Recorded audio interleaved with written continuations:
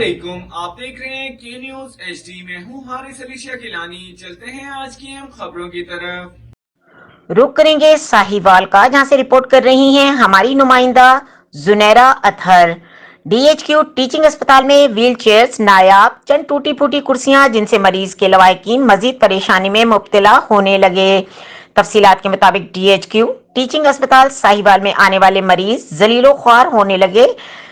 चल फिर ना सकने वाले मरीजों के लिए व्हील चेयर्स की अदम दस्तियाबी से मरीज और लवाहिकीन मजीद परेशानी में मुब्तला। व्हील चेयर्स की जरूरत के वक्त मरीजों को टूटी फूटी नाकारा किस्म की व्हील चेयर्स थमा दी जाती हैं, जो कि इंतजामिया की नाअहली का मुंह बोलता सबूत है। अगर मरीजों की सहूलियात से महरूम ही रखना है तो फिर गवर्नमेंट ऑफ पाकिस्तान की तरफ से मिलने वाली करोड़ों के फंड कहाँ जाते हैं?